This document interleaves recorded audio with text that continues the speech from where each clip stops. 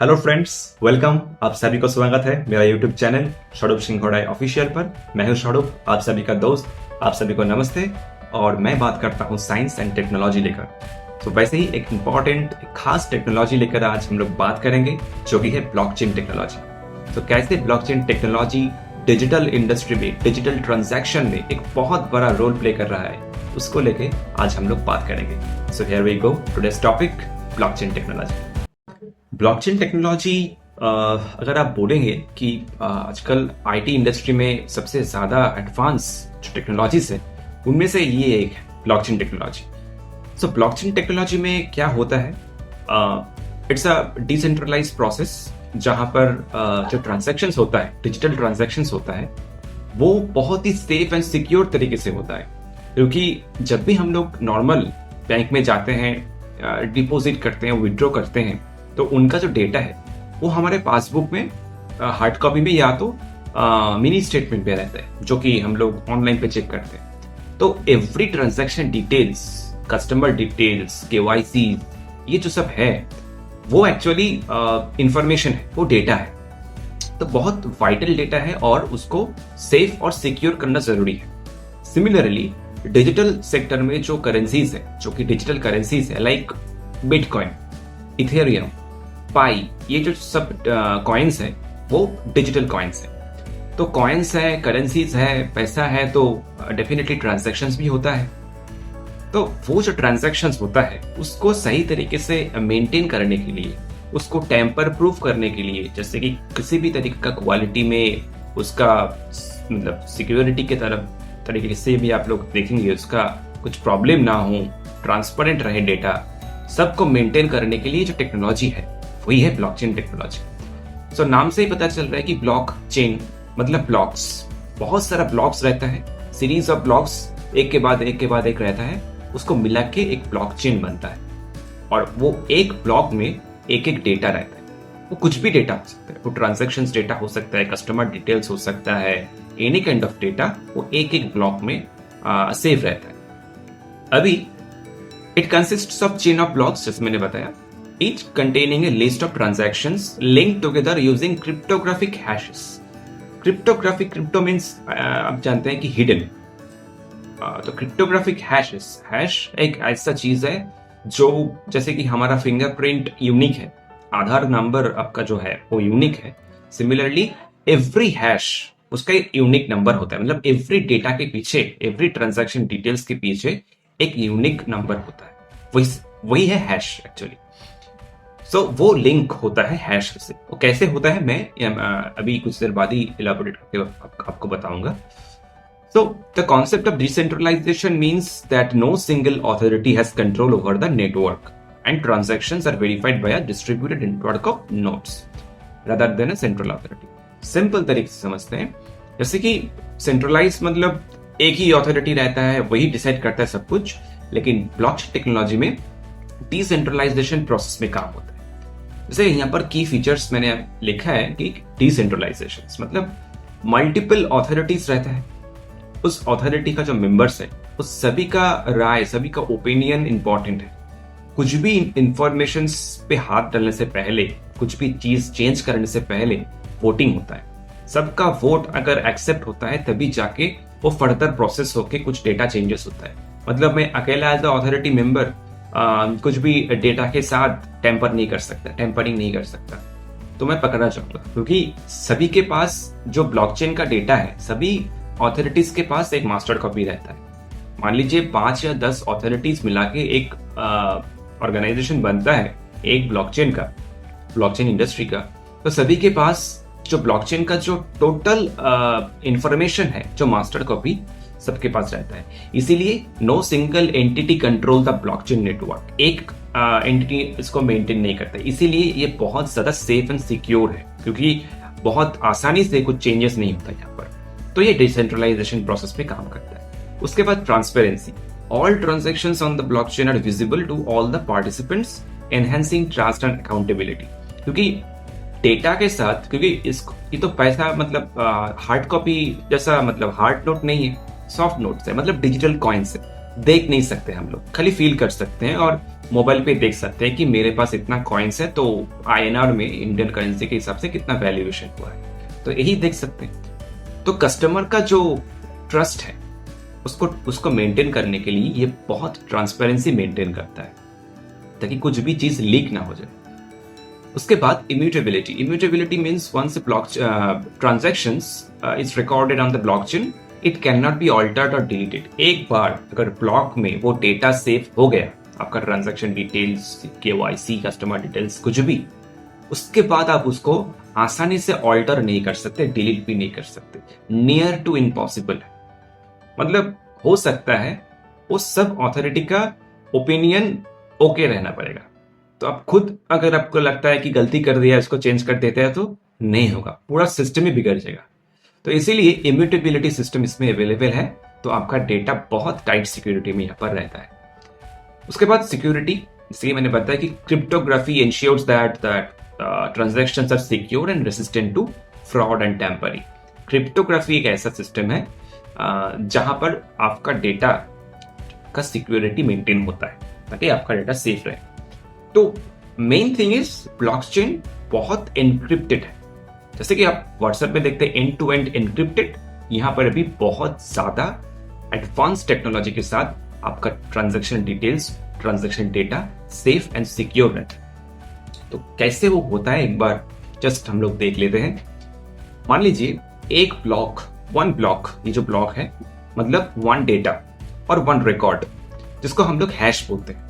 Hash मतलब every data जो है, जो एक ब्लॉक में रहता है, उसके पीछे एक यूनिक कोड रहता है। तो आपका कुछ भी डेटा हो सकता है वो ट्रांजैक्शंस का। अभी यही ब्लॉक 3, 4, 5 ब्लॉक एक साथ हो गया तो many blocks equal to many records. ज्यादा मल्टीपल ब्लॉक्स है तो मल्टीपल रिकॉर्ड्स है।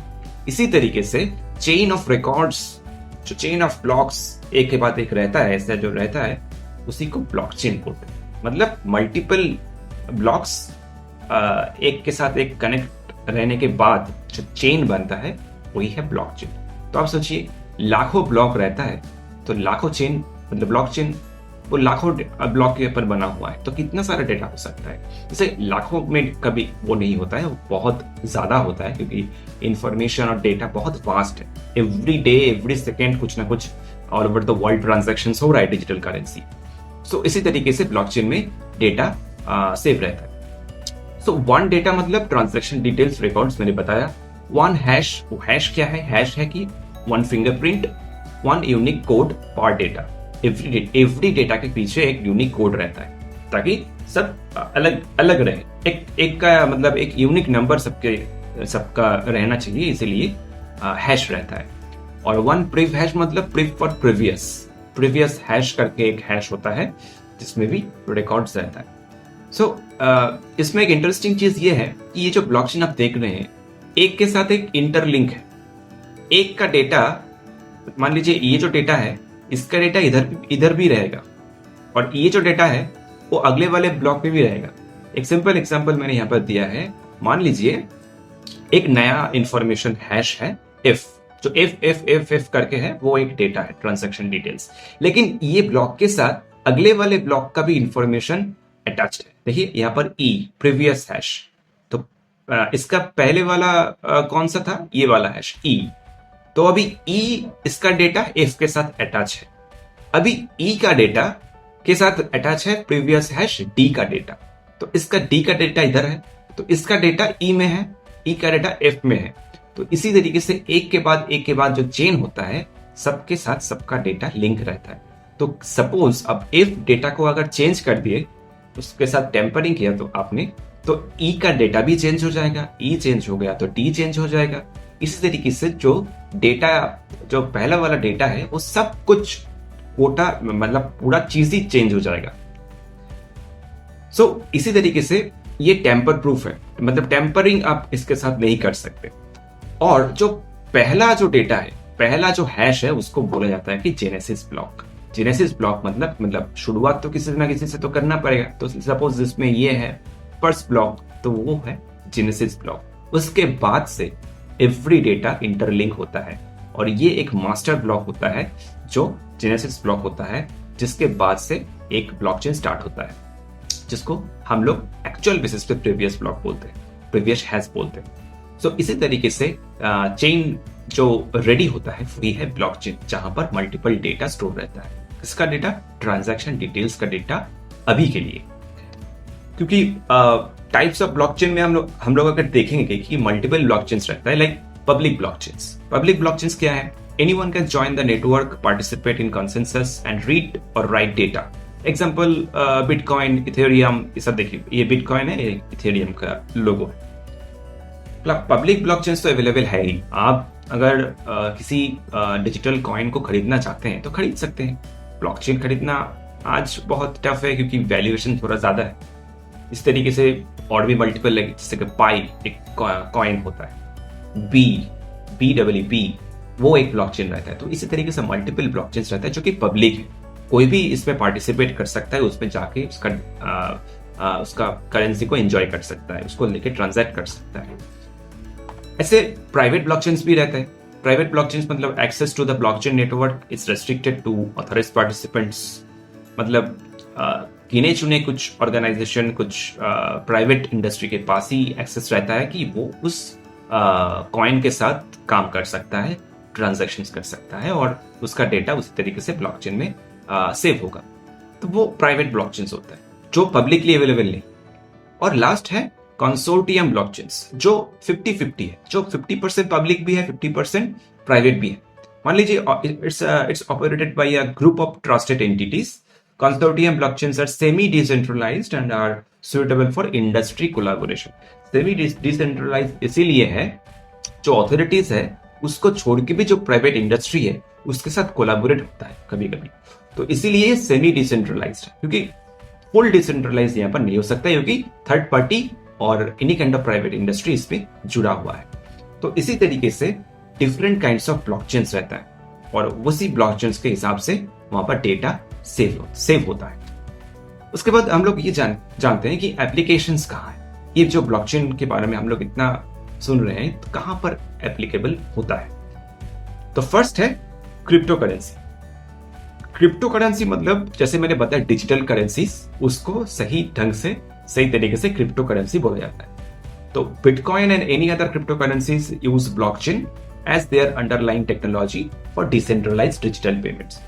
तो सतोशी नाकामोटो जो बिटकॉइन का फाउंडर है, 2008-2009 में शुरू हुआ था। तो वो फर्स्ट बिटकॉइन लेके काम स्टार्ट किया था जहां पर ये ब्लॉकचेन टेक्नोलॉजी का यूज हुआ था, जहां पर क्रिप्टो करेंसीज एक वाइटल रोल प्ले करता है। आज के डेट में क्रिप्टो करेंसीज बहुत लोग इसको लेके काम करता है, जहां पर ब्लॉकचेन टेक्नोलॉजी इन्वॉल्व।